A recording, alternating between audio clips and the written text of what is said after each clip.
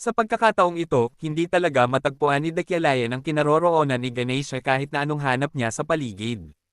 Hanggang ito nga ay kanya nang makita sa parteng itaas ng gusali. Ipinakita ang description nito na isang babaeng may pulang mahabang buhok at may suot na adventurer's outfit. Iniisip ni Dakyalayan na kailangan niyang magmadali na makaakyat ngunit maririnig natin ang isang boses na nagsasabing, "Ikaw nga ba talaga yan?"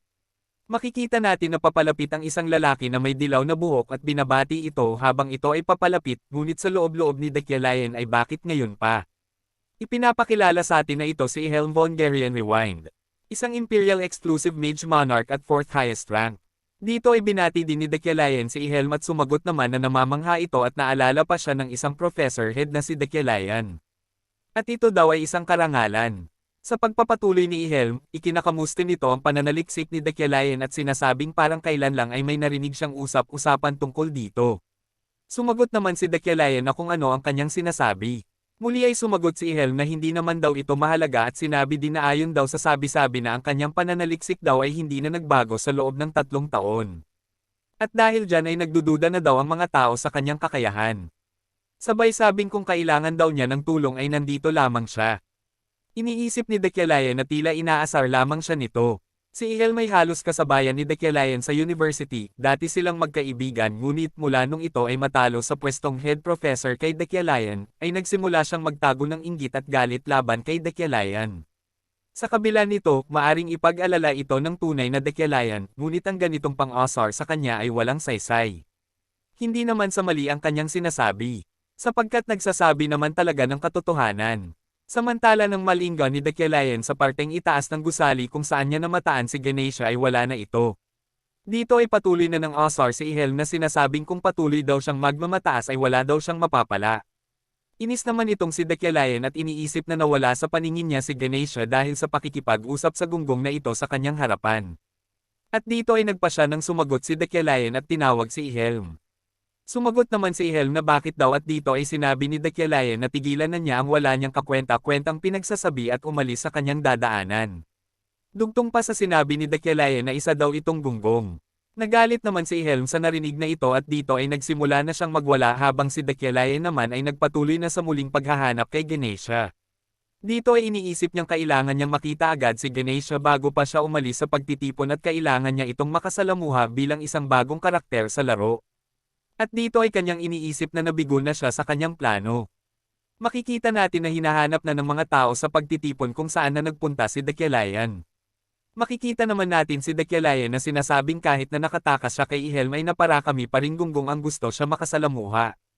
At sinabi din niya na ito ang dahilan kung bakit ayaw ng ganitong klase ng pagtitipon. Hanggang sa may tumawag sa kanyang pangalan na Professor Dakyalayan. Nagulat siya dito, at lalo siyang nagulat nang lingunin niya kung sino ang tumawag sa kanya. Laking gulat niya na ito pala ay si Ganesha. Dito ay tinanong ni Ganesha na kung dito daw sila nagkita o hinahanap daw ba siya nito. Iniisip ni Dakyalayan na nung tinakbuhan niya mga gunggong na humahabol sa kanya ay nakapunta siya dito kay Ganesha nang hindi sinasadya. Ngunit may mas malalim na iniisip si Dakyalayan, dati pa nga ba silang magkakilala ni Ganesha. Nagpalusot naman si Dakyalayan na naligaw lamang ito. Natawa naman si Ganesha sa sagot ni Dakyalayan at sinabing alam daw niya na hinahanap siya nito dahil alam niyang mayroong siyang gustong sabihin. Dito ay humingi ng tawad si Ganesha dahil sa nakaraang nilang mission.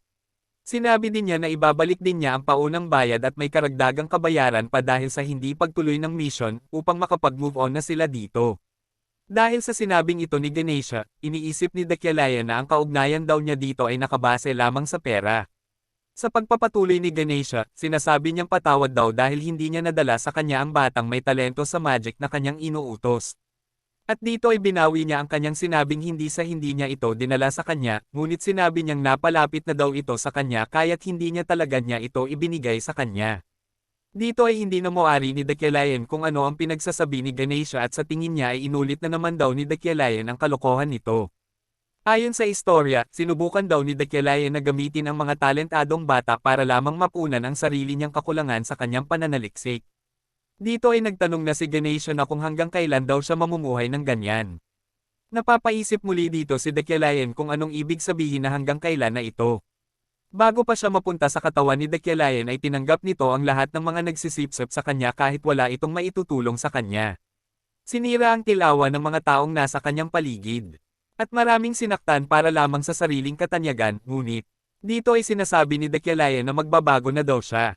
Nagulat naman si Ganesha sa sagot na ito ni Dekyalayan at sinabing hindi niya inaasahan ang kanyang sagot at ang inaasahan niya ay papatayin siya nito dahil nakipagkasundo daw siya sa mission at hindi daw niya ito ginawa. Sumagot naman si Dekyalayan na iyan daw ay dahil sa labis na pag-aalala. Muling naisip ni Dekyalayan na gustong patayin ng tunay na Dekyalayan si Ganesha na may top-class fighting ability. Sa pagkakataong ito ay talagang tapos na ang kanyang buhay. Sa pagpapatuloy sinasabi ni Dekyalayan na hindi daw niya alam ang tunay na Dekyalayan ngunit si Ganesha ay isang klase ng karakter na kayang pumatay gamit lamang ang isang hibla ng buhok nito. Ang kanyang kasanayan ay ang kanyang matibay na katawan at master niya ang lahat ng martial arts at isang mandirigma at adventurer na naabot na ang tuktok ng kanyang pisikal na kakayahan. At dahil napunta na siya sa katawan ni Dekyalayan, hindi na nagawa ni Dekyalayan na umupa ng assassin para tapusin si Ganesha. Dahil kung nagawa niya ito, ay malamang ay wala na ito. Medyo iba ito sa kanyang inaakala, ngunit ang importante ngayon kay Dekyalayan ay tapos na ang kanyang mission sa pagtitipon at magkaroon ng koneksyon. At wala na siyang dahilan para manatili pa rito. Iniisip naman ni Ganesha na kung ano kaya ang naki ni Dekyalayan at parang kakaiba ito. Nagpasya na dito si Dekyalayan na magpaalam at pinaalalahanan si Ganesha na wala na siyang dapat pang ikabahala. Dito ay tinanong ni Ganesha na aalis na daw siya. At kung ayos lang daw ba talaga ito? At kung wala daw tangkang pagpatay sa kanya? Sumagot naman si Dekyalayan na hindi siya ganyang klaseng tao. Natahimik naman si Ganesha sa ipinahayag na ito ni Dekyalayan at tumuloy na sa paglalakad si Dekyalayan palayo. Habang naglalakad, sinasabi sa isip ni Dekyalayan na gaya ng sinabi ni Ganesha na kayang-kaya ng Yauklines gamitin ang Adventurers Guild para ma-pressure ito. Ngunit kapag ito ay kanyang ginawa ay hindi na mamamalayan ang iba't ibang klase ng katapusan ng kanyang buhay. Nagulat na lamang si Dekyalayan nang biglang may lumabas sa kanyang system window na Villain State Avoided. Store Currency +1. Muli ay naisip niya ang pakikipag-usap niya kay Ganesha at nasabi na lamang niya na dati niyang hinahanap ay ngayon ay kusa na lamang niyang nalalagpasan. Nasabi din niyang hindi niya ito namalayan. Na ang pakikipag-usap lamang kanina ay maaring magdulot na sa kanya ng kamatayan. At mula dito ay sinabi ni Dekyalayan na dapat ay maging maingat siya kahit saan pa man siya mapunta. Sa kabilang banda makikita natin ang isang pang-mage na babae at tinatanong na kung hanggang kailan pa daw ba ito mananatili dito.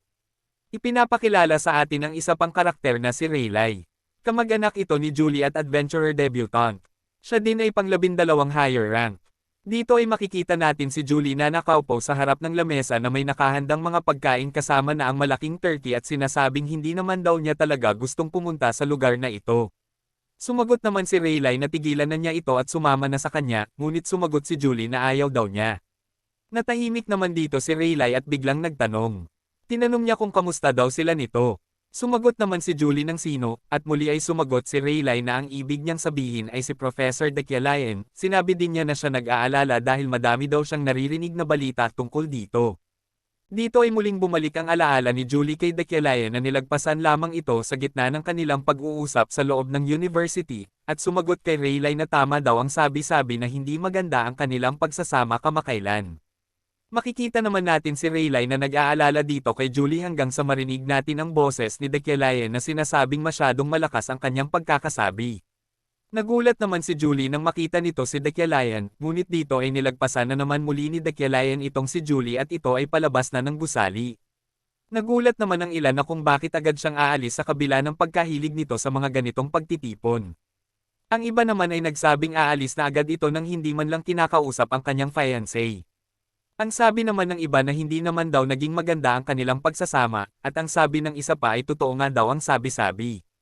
At dahil umalis si Dekyalayan sa pagtitipon ng mas maaga kaysa dati ay nag-iwan ito ng usap-usapan sa pagtitipon at sinasabi nilang dahil ito sa hindi pagkakaunawaan sa kanyang fiancé na si Julie. Pero iyang mga bagay na iyan ay hinding-hindi gagawin ni Kim Woo-jin.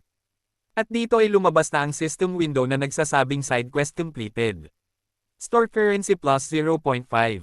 At ang kasalukuyang store currency ay 4.5.